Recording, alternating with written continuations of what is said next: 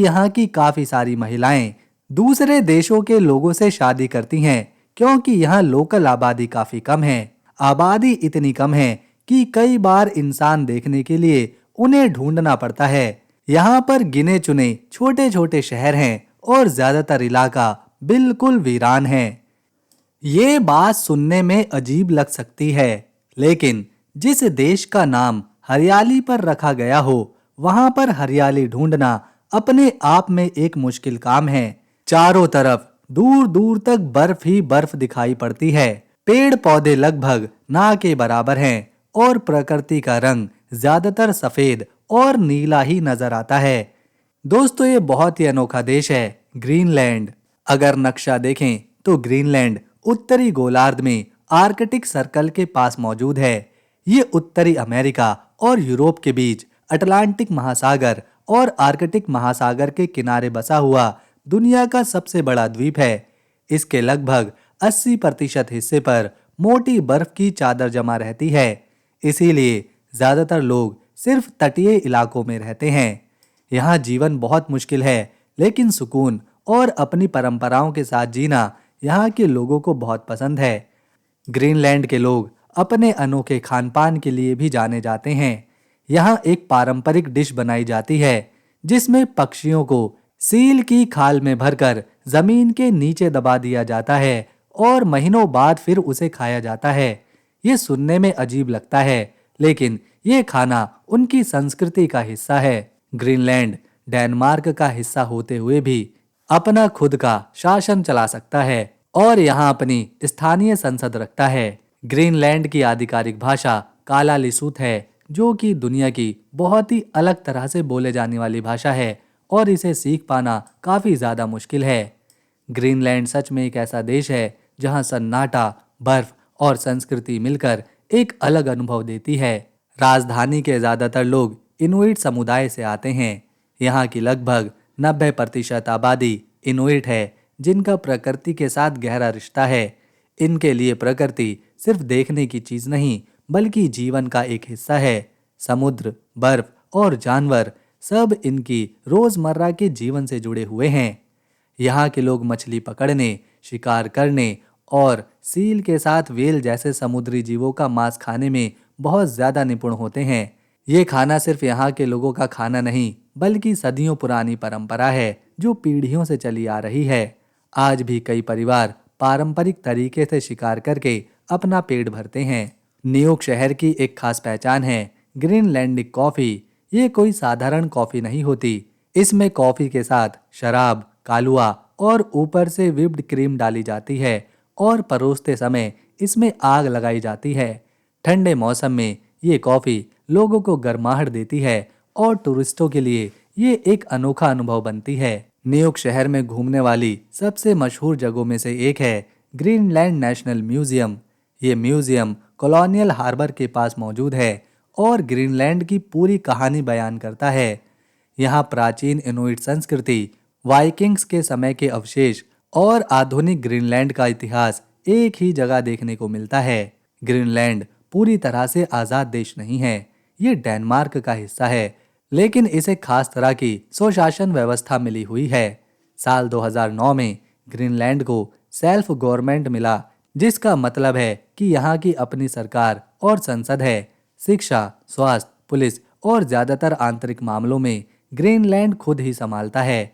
हालांकि विदेश नीति, रक्षा और बड़े आर्थिक फैसले आज भी डेनमार्क के ही हाथ में हैं। यानी अंतर्राष्ट्रीय समझौते या डिफेंस से जुड़े मामलों में डेनमार्क ही इस देश के लिए अंतिम फैसला करता है।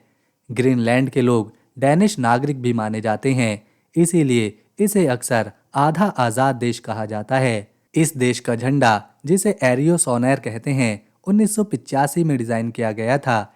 इसमें लाल और सफेद रंग का इस्तेमाल हुआ है। ये सूरज, बर्फ और समंदर का प्रतीक है और ग्रीनलैंड की अलग पहचान और स्वयता की भावना को दर्शाता है। ग्रीनलैंड का सबसे अनोखा नज़ारा है मिडनाइट सन। गर्मियों में ऐसा समय आता है जब सूरज रात में भी नहीं डूबता और आसमान में चमकता है। इसकी वजह यह है कि ग्रीनलैंड आर्कटिक सर्कल के काफ़ी ज़्यादा करीब है। मई से जुलाई तक सूरज क्षितिज से नीचे नहीं जाता, जिसे ध्रुवीय दिन कहते हैं। जरा सोचिए, रात के 12 बजे हों और चारों तरफ उजाला हो। इस देश में सर्दियों के दौरान कई जगहों पर नॉर्दर्न लाइट्स इतनी साफ तौर पर दिखाई पड़ती है कि दूर दूर से सैलानी इसे देखने आते हैं। यहाँ के कई गांव में आज भी डॉग स्लेज का इस्तेमाल होता है और यहाँ के कुछ इलाकों में लोग कारों से ज्यादा इसी पर भरोसा जताते हैं। ग्रीनलैंड को आर्थिक रूप से डेनमार्क का सहयोग मिलता है और यहाँ के लोग डैनिश नागरिक भी हैं। इसी वजह से यहाँ पैसे के लिए डैनिश क्रोन इस्तेमाल होता है और एक डैनिश क्रोन हमारे देश भारत के 14 रुपए के बराबर है। इस देश में ज़्यादातर जगहों पर कब्रिस्तान बर्फीली ज़मीन की वजह से बहुत अलग तरह से बनाए जाते हैं, क्योंकि ज़मीन साल भर जमी रहती है। यहाँ के कई कस्बों में स्कूल बच्चों को प्रकृति और शिकार से जुड़ी पारंपरिक शिक्षा भी देते हैं, ताकि संस्कृति जीवित रह सके और वो अपना जीवन आसानी से बिता सकें। अब बात करते हैं ग्रीनलैंड की कुछ सबसे मशहूर और खूबसूरत पर्यटन जगहों की। ये है डिस्को बे। ग्रीनलैंड के पश्चिमी तट पर मौजूद है ये बैफिन बे के एक विशाल खाड़ी है, जिसकी पहचान इसके तैरते हुए विशाल हिमखंड हैं। ये बर्फ के पहाड़ समंदर में ऐसे तैरते हैं जैसे किसी जादुई दुनिया का हिस्सा हों। ये हिमखंड इलुलिसात आइस फॉर्ट से आते हैं, जो यूनेस्को की वर्ल्ड हेरिटेज साइट्स भी है। सूरज की रोशनी में इन हिमखंडों का रंग कभी नीला, कभी सफेद तो कभी फिरोजी दिखाई देता है। मिडनाइट सन के समय ये नज़ारा और भी अद्भुत हो जाता है। यहाँ लोग नाव में बैठकर हिमखंडों के बीच घूमते हैं और सर्दियों में आसमान में नॉर्दर्न लाइट्स का रंग देखते हैं। अगर आपको ट्रैकिंग पसंद है तो आसपास के रास्तों पर चलते हुए वेल और आर्कटिक फूल भी देखने को मिलते हैं। डिस्को बे का इतिहास भी रोचक है। माना जाता है कि वाइकिंग नेता एरिक द रेड कभी इस इलाके में आए थे। तब से ये क्षेत्र शिकार और मछली पकड़ने का एक अहम हिस्सा है। आज भी यहाँ के लोग समंदर पर ही निर्भर हैं और उनकी मेहमान नवाजी हर आने वाले को अपनापन महसूस कराती है। अब चलते हैं ग्रीनलैंड के दक्षिणी हिस्से की ओर, जहाँ मौजूद है काकोटोक। ये कुजालेक म्यूनिसिपैलिटी का एक मुख्य शहर है और यहाँ 3000 लोग रहते हैं, जिससे ये दक्षिणी ग्रीनलैंड का सबसे बड़ा शहर बनता है। काकोटोक का नाम स्थानीय भाषा में सफ़ेद जगह के अर्थ में लिया जाता है। ये शहर रंगीन घरों, पहाड़ियों और जीवंत माहौल के लिए मशहूर है। यहाँ के घर पहाड़ों पर बिखरे हुए हैं, जो दूर से किसी पेंटिंग की तरह लगते हैं। काकोटोक की ज़मीन पर इंसानों का इतिहास हजारों साल पुराना है। माना जाता है कि 4000 साल पहले यहाँ शुरुआती संस्कृतियाँ बस चुकी थीं और बाद में वाइकिंग्स ने भी यहाँ अपने निशान छोड़े। पास में ही मौजूद पुराने चर्च के खंडर हैं, जो यूनेस्को की विश्व धरोहर सूची में शामिल हैं। ये जगह नाव से थोड़ी ही दूरी पर है। प्रकृति पसंद करने वालों के लिए काकोटोक किसी जन्नत से कम नहीं। यहाँ की खाड़ियों में नाव की सैर, मछली पकड़ना और पहाड़ों पर चढ़ाई करना काफ़ी मशहूर है। काकोटोक के पास गर्म पानी के प्राकृतिक झरने भी हैं, जहाँ पानी का तापमान 40 डिग्री तक रहता है। सोचिए, एक तरफ गर्म पानी में आराम और दूसरी तरफ समंदर में तैरती बर्फ। शहर का मुख्य चौक भी काफ़ी ज़्यादा मशहूर है, जहाँ ग्रीनलैंड का सबसे पुराना फव्वारा मौजूद है और यहाँ लोग पिकनिक मनाने आते हैं। इस देश में आज भी कुछ ऐसी परंपराएं निभाई जाती हैं जो इस देश को बाकी दुनिया से बिल्कुल अलग बनाती हैं। यहाँ शादी से पहले दुल्हन को अपने होने वाले ससुराल वालों के लिए कुछ खास बनाना होता है। ये कपड़े, जूते या कोई हाथ से बनाई गई चीज़ हो सकती है।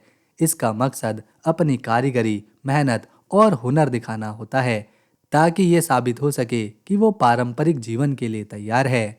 यहाँ का एक पारंपरिक खेल भी काफ़ी मज़ेदार है, जिसे कनूजाक कहा जाता है। इसमें लोग रस्सी से बंधे होते हैं और एक दूसरे को अपनी ओर खींचने की कोशिश करते हैं। ये खेल ताकत, संतुलन और हंसी मजाक का अनोखा मेल है और त्योहारों के दौरान इसे बड़े शौक से खेला जाता है। अगर आपको सितारे देखना पसंद हैं, तो ग्रीनलैंड आपके लिए किसी सपने से कम नहीं हो सकता। यहाँ लगभग ना के बराबर लाइट पोल्यूशन रहता है। रात होते ही आसमान साफ, गहरा और तारों से भरा हुआ होता है। कई बार मिल्की वे भी नंगी आंखों से साफ दिखाई देती है, जो शहरों में देख पाना लगभग नामुमकिन है। ग्रीनलैंड के लोग सादगी से जीना पसंद करते हैं। यहाँ दिखावा नहीं है, बल्कि प्रकृति के साथ तालमेल ज़्यादा मायने रखता है। यहाँ पर ठंड, बर्फ और सन्नाटे के बीच भी लोग मुस्कुराकर जीवन बिताते हैं। यही इस देश की सबसे बड़ी खूबसूरती है। ग्रीनलैंड में कई जगहों पर घरों के रंग बहुत ही चमकीले रखे जाते हैं, ताकि बर्फ और कोहरे में भी घर आसानी से पहचाना जा सके। यहाँ बच्चों को छोटी उम्र से ही समंदर, मौसम और बर्फ को समझना सिखाया जाता है, क्योंकि यही ज्ञान आगे चलकर उनके जीवन में सबसे ज्यादा काम आता है। ग्रीनलैंड की राजधानी है न्यूक शहर। ये दुनिया की सबसे छोटी राजधानियों में से एक है।